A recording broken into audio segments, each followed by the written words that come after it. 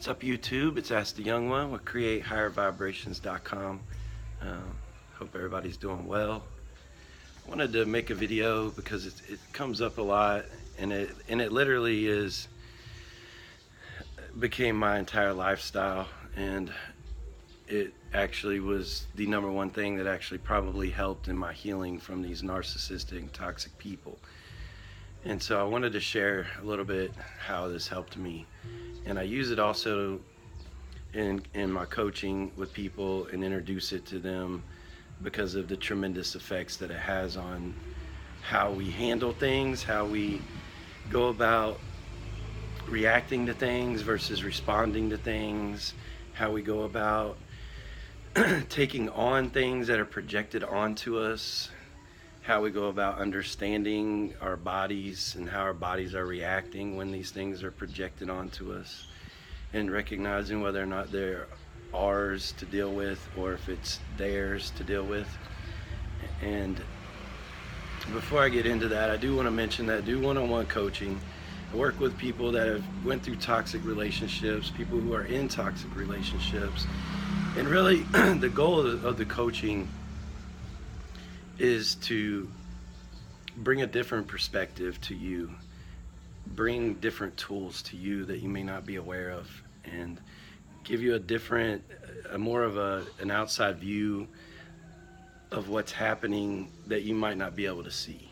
And in doing that, it allows us to focus on the parts of you that we need to heal in order to move forward from these relationships, and not only move forward, but to hopefully cut toxic people completely out of our lives, because this life is our only one life that we get.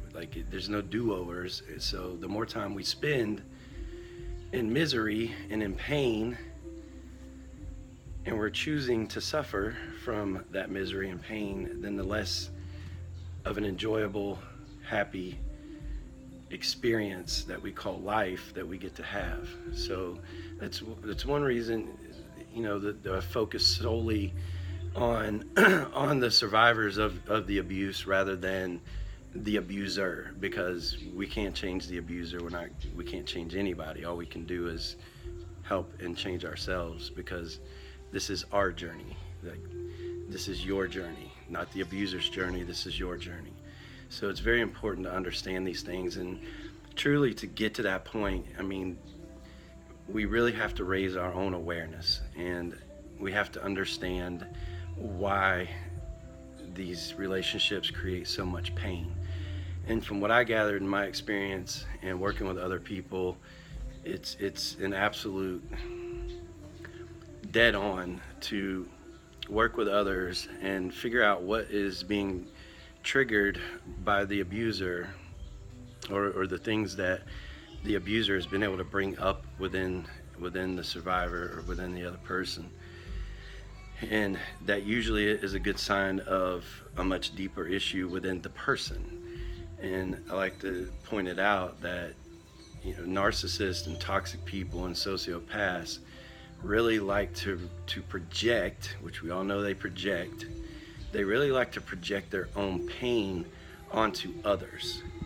Now that pain, when it becomes reactive within ourselves, that's when it becomes very painful for us, because it's really their projection of something within them that is also being carried within us. And our reaction, and it becomes extremely painful, is when we don't know that that's what's happening, and we don't know where it's coming from, and we think that they are doing it to us. That's the one thing that we have to start understanding, that when you become consciously aware and conscious of your body and conscious of your subconscious, when you can bring the unconscious conscious, you can start to see these things. Because if a narcissist has abandonment issues, and they're projecting those abandonment issues onto you, and it's creating a deep pain within yourself, and it feels like they are hurting you by creating this feeling within yourself, it's really an abandonment issue within yourself, and that tells us we need to go deeper and heal that. And once that's healed, another person can't project onto you that you won't react to it. It won't create pain within yourself. And so it's one thing that we really have to start looking at. These people are horrible people, and we don't deserve this abuse. We didn't ask for it. We didn't, even though life is about evolving, this is what life is about. It's not about getting a house, having kids, working 9 to 5 for 40 years and then dying. That's life is about evolving as a person. It's relationships are here to help you evolve. And this is what these relationships, in my opinion, are creating within people, because this is a time where awareness is literally rising amongst the collective society.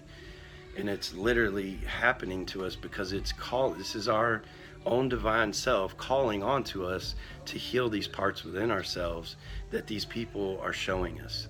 And if we can do that, it will literally change how we go about the rest of our life. And so that's why it's very important, and that's why we work with people on that in the coaching sessions. The other things are,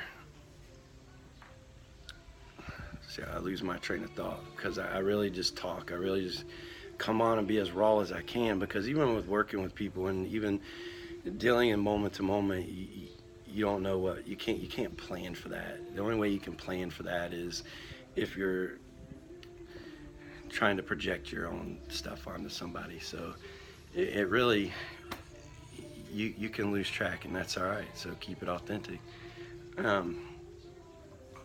I'll get back. Yeah.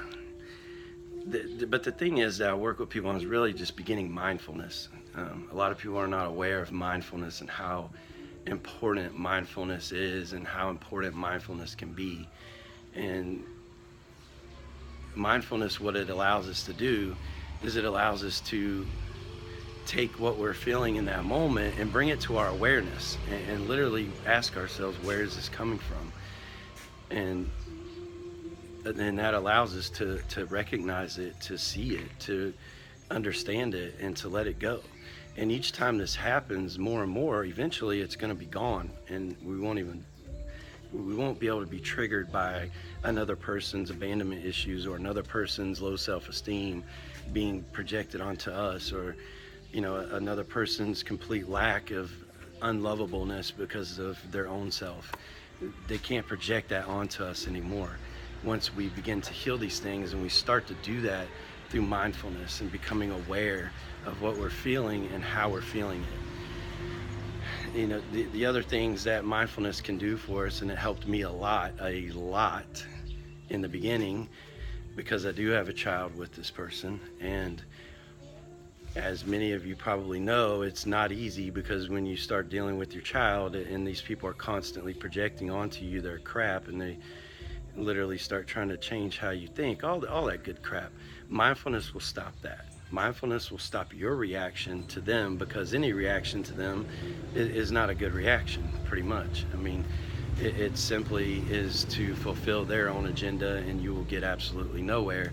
So the way you solve yourself from continuing to create more chaos within yourself is to become mindful of these situations that you're in. Be mindful of their projection onto you. If it's something that hurts, then you're mindful of it. Bring it to your awareness. Feel it in your body. Where is it coming from? And go back, figure out that root cause of why that trigger hurts. Because if it's not inside of you, it's not going to hurt you. There's nothing these people could say to you that you would give one shit about if it's not something that is built. It is already something that you're already dealing with, that you're just unconscious to it. And I know, like Lisa Romano talks about living below the veil, that's living unconsciously. And when we're living unconsciously, we can't see these things. And we point the fingers back out, because surely it can't be us, because we were just unconscious. We're completely oblivious to our own beliefs, really. And we're oblivious to the creation of our own perceptions. So this is why mindfulness for me was like the number one thing that started changing things for me. It started allowing me to feel the different things that were being projected onto me. I was able to then start using my own discernment on whether or not it was mine or theirs. And it becomes a lot easier when you're mindful and you've done some healing, especially some of the healing like the worthiness and the self-doubts and the unlovableness and the abandonment, the many things that we can carry from our childhood that's inside of us is also inside of these narcissists and these toxic people. It's why they're narcissists and it's why they're toxic. And that's what they project onto us, is these feelings to make us then get triggered by our own. And that's why it's very important to become mindful of these things, and we become aware of them when they're happening, and it allows us to kind of start freeing ourselves from those issues. I mean, it's literally someone else's burden that we're living with. These are not our own creations. You know, we were born in purity, and we can live in that essence of purity and love that we deserve. That's what life is about.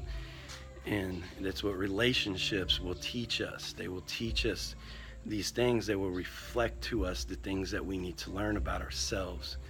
And that's why it's very important to start becoming mindful and aware of these things. And this is like the number one thing I start bringing up to people when I first start coaching with them is the mindfulness, and being mindful to what you're feeling, being mindful to what you're seeing, being mindful to all the awareness.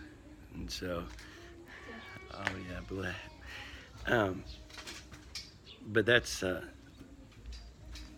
number one thing. Like, for me, it was the number one thing, and it's literally changed my entire life. It's changed my entire mindset. I'm able to see in my thinking.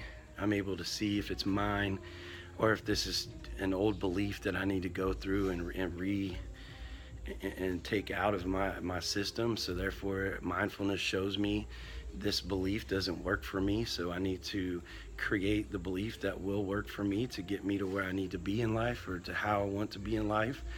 In my current relationship, or my relationship with anyone, even the relationship with my ex and the mother of my daughter, I don't respond from any other place but a place of love and gratitude.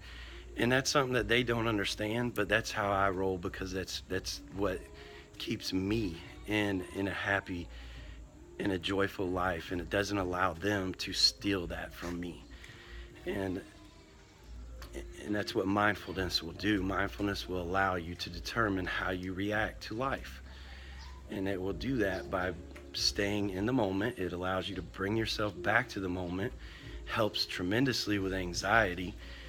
Learning to breathe, mindfulness breathing, is a tremendous help, and a tremendous help with your thoughts. You know, when you get stuck in those past thoughts and you get stuck in those past memories, mindfulness will allow you to bring yourself back to this moment and let you focus on yourself. It allows you to also start focusing on the self-love, which is the embodiment of the internal and external of yourself. It's not just taking yourself out and getting your nails done and buying yourself a dinner, or saying, oh, I love myself, I'm gonna buy this shirt. No, loving yourself is embodying these darknesses inside of yourself and healing them, creating that space, accepting yourself, accepting all of yourself, whether it's good or bad. The acceptance completely of yourself is what self-love is about. And then when you can do that, then that reflects outward, that reflects to the people that you deal with. And then it changes, it just rewrites how things go. And so I wanted to share that, do a quick video and share that, because I know in this community, and I don't even know if I'm a part of that community really, but you know, my goal is to heal people. My goal is not to spend your life experience then the hell of a narcissist and then spend your life trying to learn everything you can about a narcissist, because really and ultimately, once you heal, you will not give a shit about a narcissist, because you will see how beautiful you are as a person. You will see how much you deserve to live a life of happiness and joy. You will understand these things then. And I get it, you know, in the early phases, and I get it when people are really in the middle of things. It's hard to do that.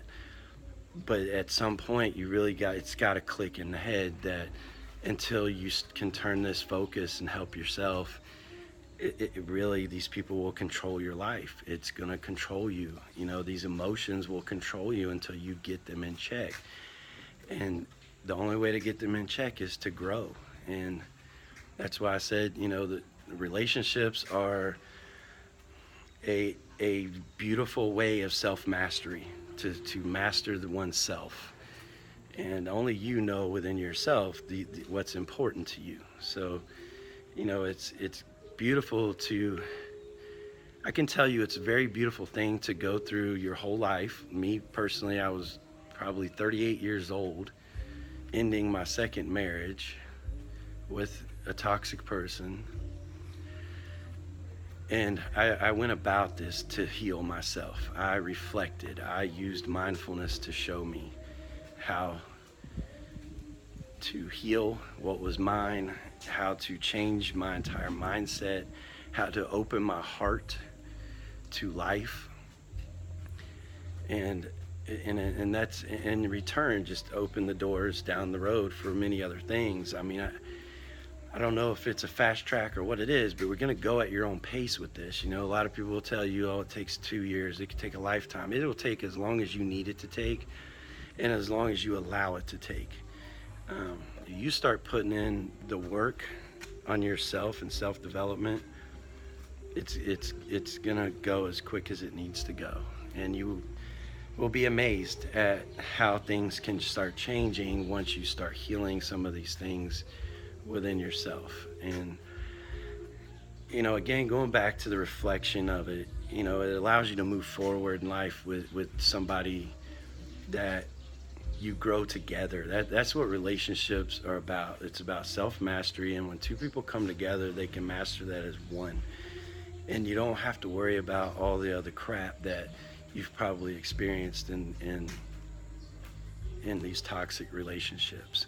But you have to do that work within self first. You can't just find that without being that. So with that, I think I'm just rambling at this point. But I did want to come on and make a video and express my gratitude to mindfulness and how much it's taught me. And I hope that some of you will take this time and really start trying to educate yourself on mindfulness and some of the practices of it. It is a practice. It does take time, but I can guarantee you it's worth the time. So with that, I'll jump off here. Until the next time, I hope to see you later. Namaste.